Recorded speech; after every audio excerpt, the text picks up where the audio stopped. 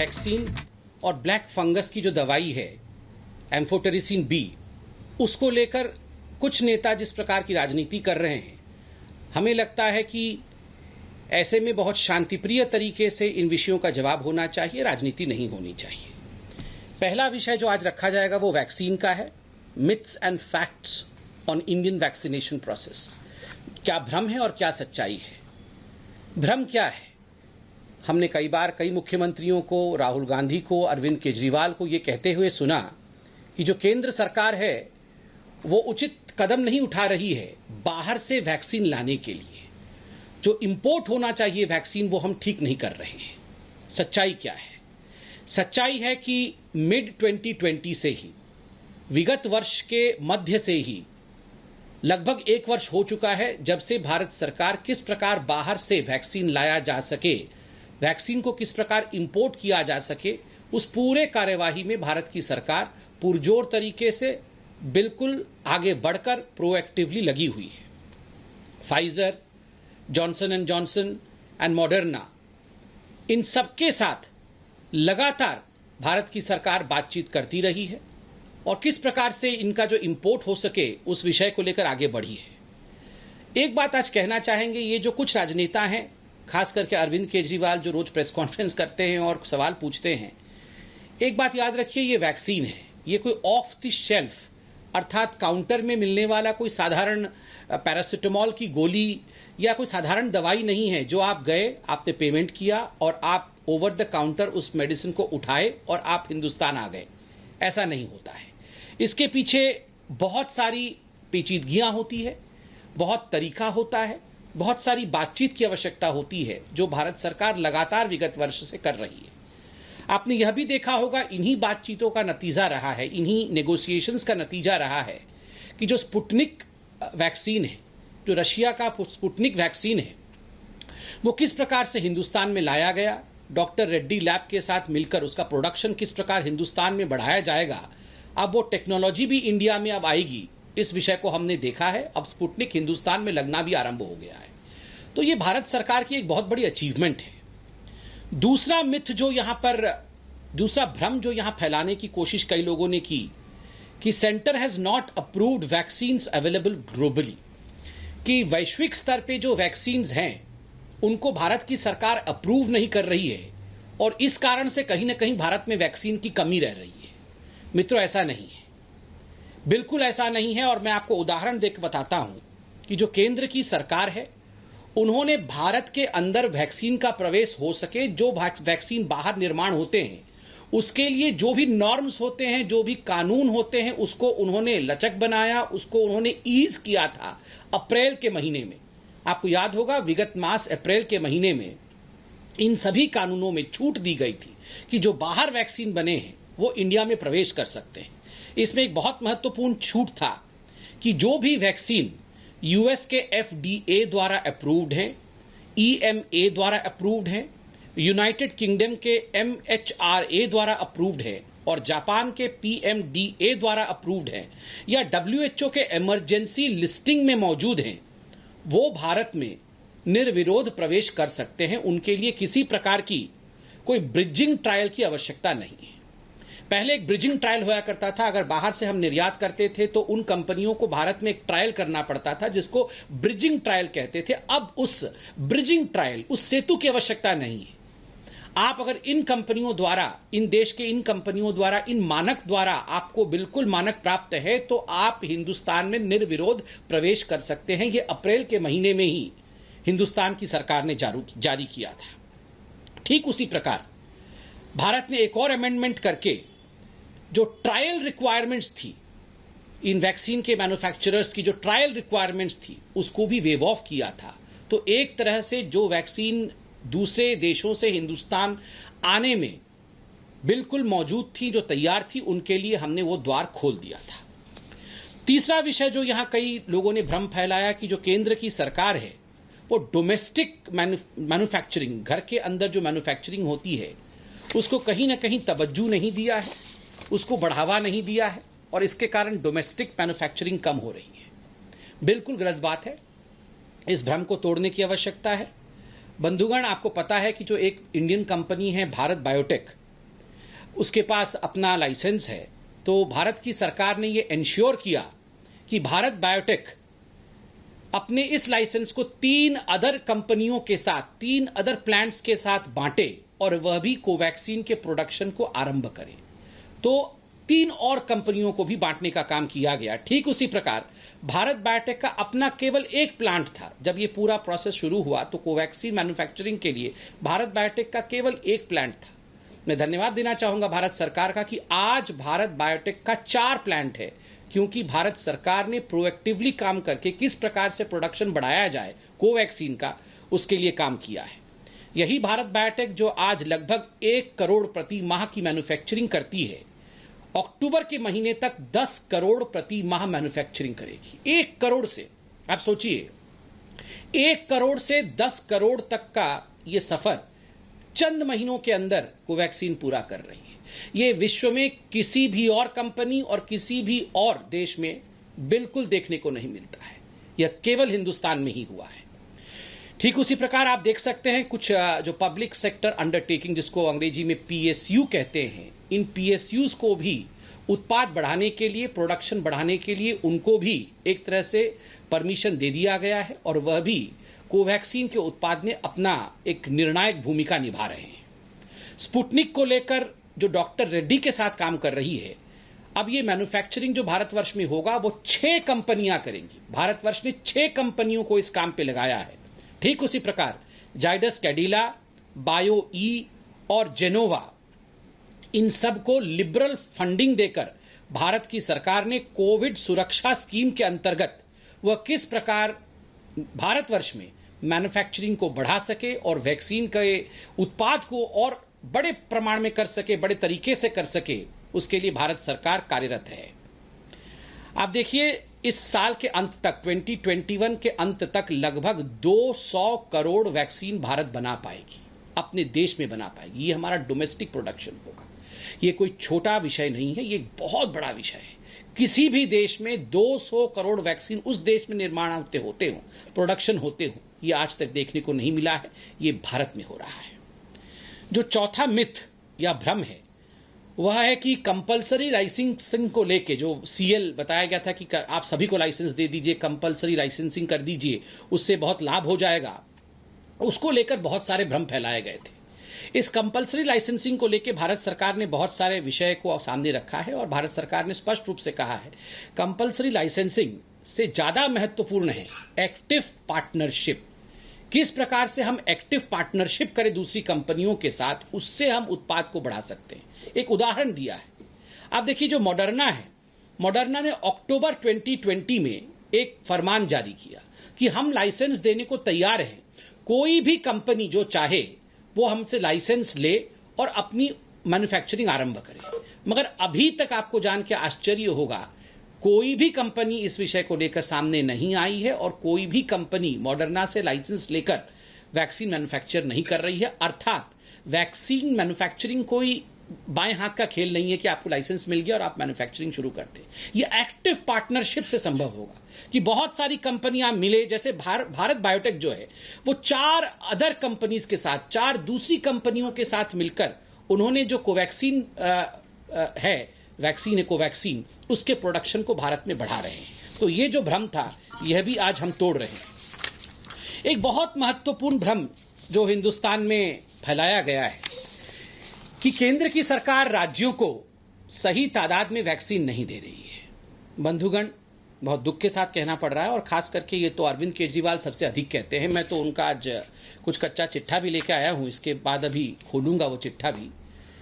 मगर बंधुगण, आज 20 करोड़ से अधिक, अगर सही मायने में एग्जैक्ट फिगर्स कहा जाए तो 20 crore 1,61,350 vaccine free of cost Bharat सरकार की ओर से राज्यों को दिया गया है। देखिए मित्रों, ये कोई वैक्सीन भारत सरकार जो प्रोक्योर करती है, ये पार्लियामेंट के बिल्डिंग में या निर्माण भवन में बंद करके अपने लोगों के लिए नहीं रखती है। जो हमारा है वो सब आपका है, जो केंद्र का है वही तो राज्य का है। राज्य और केंद्र मिलके ही तो काम कर रहे हैं। ये दिल्ली की जनता को जाता है, उत्तर प्रदेश की जनता को जाता है, कर्नाटक की जनता को जाता है, ये उड़ीसा की जनता को जाता है, राज्य में ही जाता है। तो ये बहुत गलत बात है कि केंद्र राज्य को वैक्सीन नहीं दे रहा है, ये भ्रामक है। ये कहीं ना कहीं वन अपमैनशिप के लिए कि मैं सबसे अच्छा मुख्यमंत्री हूं, ये प्रूव करने की जो होड़ लगी हुई है कुछ मुख्यमंत्री और कुछ राजनेताओं में, मुझे लगता है ये कहीं ना कहीं इस युद्ध में उचित नहीं है। ये युद्ध की बेला है, इसमें इस प्रकार का होड़ नहीं होना चाहिए। देश आगे बढ़ना चाहिए, देश जीतना चाहिए। और बड़े दुख के साथ खास करके अरविंद केजरीवाल जी ने एक भ्रम फैलाया और बार बार कहा कि जो बच्चे हैं उनको यह भारतवर्ष वैक्सीनेट नहीं कर रहा है, और बार बार उन्होंने डिमांड किया कि बच्चों को वैक्सीनेट किया जाए। मैं तमाम उन लोगों को जो इस विषय को लेकर आगे बढ़ा रहे हैं उनसे कहना चाहूंगा, इसमें कोई दो मत नहीं है कि बच्चे ही हमारे देश के भविष्य हैं। बच्चे सुरक्षित रहेंगे, बच्चों को बीमारी नहीं होगी, ये केवल माँ बाप नहीं, ये हिंदुस्तान चाहता है। अगर बच्चों को बीमारी हो जाए तो फिर हम कहाँ जाएंगे। मगर वैक्सीनेशन एक वैज्ञानिक प्रक्रिया है, एक साइंटिफिक तरीका है, इसलिए आज पूरे विश्व में कहीं भी बच्चों पे वैक्सीनेशन की प्रक्रिया आरंभ नहीं हुई है। आज ट्रायल मोड पे है। हिंदुस्तान में भी यथाशीघ्र ये ट्रायल आरंभ हो रहा है। ट्रायल से पहले हम बच्चों को गिनी पिग के रूप में ट्रीट नहीं कर सकते। वो हमारे धरोहर हैं, वो कोई एक्सपेरिमेंट करने वाले गिनी पिग्स नहीं हैं कि हम अपने राजनीतिक मंसूबों को पूरे करने के लिए बच्चों को इंजेक्शन देना शुरू कर दें। जब तक कि WHO, जब तक कि पूरा विश्व इन सब विषयों पे वैज्ञानिक दृष्टिकोण के साथ कि उन पे कोई खराब असर नहीं पड़ता है, जो वैक्सीन वयस्कों को लगता है, एडल्ट्स को लगता है, वो बच्चों को लग सकता है। इन सभी विषयों में जब तक कि पुख्ता जानकारी के साथ ट्रायल्स कंप्लीट ना हो, हम अपनी बच्चों की जिंदगी के साथ खिलवाड़ नहीं कर सकते हैं। और केजरीवाल जी, आपसे भी हाथ जोड़ के निवेदन है, बच्चों को इस लड़ाई के बीच में मत लाइए। हम सब चाहते हैं बच्चे सुरक्षित रहें, मगर आप बच्चों को लाकर जिस प्रकार से वैक्सीनेशन ड्राइव को डिरेल करना चाहते हैं, मुझे लगता है ये उचित नहीं है। अब कुछ विषय गंभीरता के साथ दिल्ली पर आते हुए करेंगे। लगभग 12 बजे हैं, आप जानते हैं रोज 12 बजे, मुझे लगता है अभी 12:10 हुए हैं, तो 10-15 मिनट बाद अरविंद केजरीवाल जी का समय हो जाएगा, वो टीवी पे आएंगे, क्योंकि रोज 12 बजे के आसपास वो टीवी पे आते हैं और फिर कुछ भ्रामक बातें भी करते हैं, कुछ सवाल भी पूछते हैं। तो आज हमने सोचा कि हम भी कुछ सवाल बना के लाएं और उनसे पूछें, क्योंकि 10 मिनट बाद वो आने ही वाले हैं। केजरीवाल जी, मैं आज एक रिपोर्ट कार्ड लेके आया। ये 27 मई 21 का रिपोर्ट कार्ड है वैक्सीन का, और मैं देश के सामने ये रिपोर्ट कार्ड पढ़ना चाहूंगा। आज तक देश में जो फ्री ऑफ कॉस्ट वैक्सीन दिया गया सभी राज्यों को, कुल मिला के मैंने कहा 20,01,61,350 है। दिल्ली को कितना अभी तक फ्री वैक्सीन दिया गया है केंद्र सरकार द्वारा? दिल्ली को अभी तक कुल मिला के 45,46,070, 45,46,070 इतनी वैक्सीन जो है वो दिल्ली को फ्री केंद्र सरकार से दिया गया है। डायरेक्ट प्रोक्योरमेंट दिल्ली की सरकार अर्थात अरविंद केजरीवाल जी ने डायरेक्ट प्रोक्योरमेंट कंपनियों से कितना किया है? 8,17,690। अरविंद केजरीवाल जी, आपको केंद्र सरकार ने लगभग 46 लाख वैक्सीन दिए हैं और आपने अभी तक कुल मिलाकर के 8,17,000 वैक्सीन प्रोक्योर किए हैं। और अरविंद केजरीवाल जी, जो मैं आगे कहने वाला हूं वो आप नोट कर लें और इसका जवाब जब आप टीवी पे आएंगे तो जरूर दीजिएगा। ये जो प्राइवेट हॉस्पिटल्स हैं दिल्ली में, मैं तो मानता हूं वो सरकार से छोटी हैं, सरकार तो बहुत बड़ी ताकत होती है। ये प्राइवेट हॉस्पिटल्स ने अपने बूते पर अभी तक 9,04,720 वैक्सीन प्रोक्योर किए। 9,04,720 वैक्सीन प्रोक्योर किए हैं प्राइवेट हॉस्पिटल्स अपने बूते पर। तो आप सोचिए, दिल्ली सरकार ने जितना प्रोक्योर किया है 8,17,000, उससे कहीं ज्यादा प्राइवेट हॉस्पिटल्स ने प्रोक्योर कर लिया है। मैं तो जनता से पूछना चाहूंगा, चलिए हम तो राजनीतिक पार्टी के हैं, मगर जनता भी जवाब दे देगी। जनता समझती है कि प्राइवेट हॉस्पिटल बड़े हैं या दिल्ली की सरकार बड़ी है। और अभी तक जो टोटल डोज एडमिनिस्टर किया है दिल्ली ने, जो वैक्सीन लगाया है, वो 52,25,240 लोगों को लगाया है। 52,25,240, जिसमें 46 लाख जो है वो केंद्र सरकार ने दिया है। 9 लाख के आसपास तो आप देख रहे हैं प्राइवेट हॉस्पिटल के पास है। तो टोटल डोज जो दिल्ली सरकार ने अपने पैसे से खरीद करके अपने दम पे लगाया है, वो मात्र 13% है। कुल वैक्सीनेटेड लोगों का दिल्ली में जितने लोग वैक्सीनेट हुए हैं उसके केवल 13% लोगों को अरविंद केजरीवाल जी ने अपने दम पे वैक्सीनेट किया है। 13% लोगों को वैक्सीनेट किया है, मगर 1300% बार प्रेस कॉन्फ्रेंस करके मतलब यहां राजनीति किया है। मोदी जी ने ऐसा कर दिया, मोदी जी ने वैसा कर दिया, हमें वैक्सीन नहीं दिया, हम तो चाहते थे 3 महीने के अंदर सारा कुछ कर लें, मगर प्राइवेट हॉस्पिटल से भी कम आपने प्रोक्योर किया है अरविंद जी। अभी आप टीवी पे आएंगे अरविंद जी, तो इसका जवाब प्लीज थोड़ा सा लिख के रखिएगा, थोड़ा दे दीजिएगा प्लीज। अरविंद जी, एक दूसरा सवाल भी आपके लिए है। आज 27 तारीख है मित्रों, 27 मई 21, 27 अप्रैल 2021 को आप सब जाके देख सकते हैं। अरविंद केजरीवाल जी का आर्काइव में एक बहुत महत्वपूर्ण स्टेटमेंट मौजूद है। अरविंद केजरीवाल जी ने 27 अप्रैल को कहा था, ठीक 1 महीने पहले, कि हम दिल्ली में 44 ऑक्सीजन प्लांट स्थापित करेंगे 1 महीने के अंदर। 1 महीने में काम पूरा कंप्लीट हो जाएगा। 1 महीने में 44 ऑक्सीजन प्लांट स्थापित करेंगे। उसमें 8 केंद्र देगी, 36 जो है वो दिल्ली सरकार अपनी मेहनत से बनाएगी, 21 फ्रांस से आएगा और 15 जो है वो भारतवर्ष के अलग अलग राज्यों से आ गया, यहाँ पे स्थापित होगा। हो गया स्थापित 44। आज 1 महीना हो गया है। आज 1 महीना हो गया है। मैं पूछना चाहता हूं अरविंद केजरीवाल जी, आप थोड़ी देर में अभी टीवी पे आने वाले हैं, आपका समय तो हो गया है वैसे, आप अभी टीवी पे आएंगे, आप इसको भी जरा आप नोट कर लीजिए, आप इस पे लिख लीजिएगा जरा, आज रिपोर्ट कार्ड प्रस्तुत करिएगा कि जो 44 ऑक्सीजन प्लांट 1 महीने के अंदर स्थापित होना था, आपने कितना स्थापित कर लिया है। अब पेन पेंसिल तो आपके पास होगा अरविंद केजरीवाल जी, आप इसको भी नोट कर लीजिए, क्योंकि अभी आप टीवी पे आने वाले हैं। ये एम्फोटेरिसिन बी को लेके आज मैं हिसाब लेके आया हूं कि कितने सारे एम्फोटेरिसिन के वायल्स जो हैं। और दोस्तों, ये एम्फोटेरिसिन बी जो होता है, लाइपोसोमल एम्फोटेरिसिन बी का इंजेक्शन, ये दरअसल ब्लैक फंगस, जिसके बारे में आजकल बहुत चर्चा भी है और कई हमारे बंधुओं को ये बीमारी ने जकड़ रखा है। हम सब उनके लिए प्रार्थना करते हैं। भारत की सरकार पूरा काम कर रही है। और मैं एक रिपोर्ट कार्ड देना चाहूंगा। देखिए, आदरणीय प्रधानमंत्री जी पे कितने लांछन लगाते हैं ये कुछ राजनीतिक लोग, मगर प्रधानमंत्री 24 घंटे काम करके किस प्रकार ब्लैक फंगस को कंटेन करने की कोशिश कर रहे हैं, वो रिपोर्ट कार्ड हम आपके सामने रखना चाहेंगे।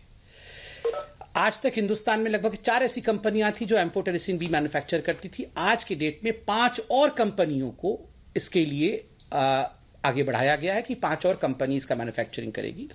पीएम ने एक मीटिंग करके, प्रधानमंत्री नरेंद्र मोदी जी ने मीटिंग करके जितने भी भारतवर्ष के अनवॉयज पूरे विश्व में मौजूद है, सबसे कहा है कि रातों रात काम करके किसी भी देश में अगर एक भी वायल एम्फोटेरिसिन बी का है, वो हिंदुस्तान आना चाहिए। और इसमें कई देशों से बातचीत हुई और मुख्यतः जिलेड साइंसेस जो यूएसए का है, उनके साथ एक बहुत बड़ी वार्ता हुई। और हम धन्यवाद देना चाहेंगे जिलेड साइंसेस का और हमारे ऑनवॉयस का कि उन्होंने ये किया है जो मैं आपके सामने बताने वाला हूं। जिलेड साइंसेस अब एम्बिसोम जो है, एक एम्बिसोम इंजेक्शन है, वो माइलान के माध्यम से भारतवर्ष भेज रही है। 1,21,000 वायल हिंदुस्तान आ चुके हैं आज के डेट में जब हम ये प्रेस कॉन्फ्रेंस कर रहे हैं। 85,000 वायल्स अभी रास्ते में है। एक आध दिन में 85,000 वायल भी भारतवर्ष पहुंचेंगे। ये जो कंपनी जिलेड साइंसेज है, वो 1 मिलियन डोज एम्बिसोम ये इंडिया को सप्लाई करेगी आने वाले समय में, बहुत जल्दी ही। और जिस कंपनी का मैंने नाम लिया जिलेड साइंसेज, उन्होंने अपना जो भी स्टॉक पूरे विश्व में था उसको विड्रॉ कर लिया है और सारा स्टॉक हिंदुस्तान को सप्लाई किया जाएगा।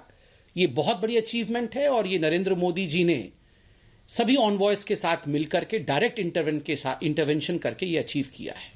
अब अरविंद जी, चूंकि समय हो गया, आप टीवी पे आएंगे, मैं ज्यादा नहीं बोलूंगा, मगर दिल्ली को जो मिला है मैं आपको बता देता हूं एलोकेशन।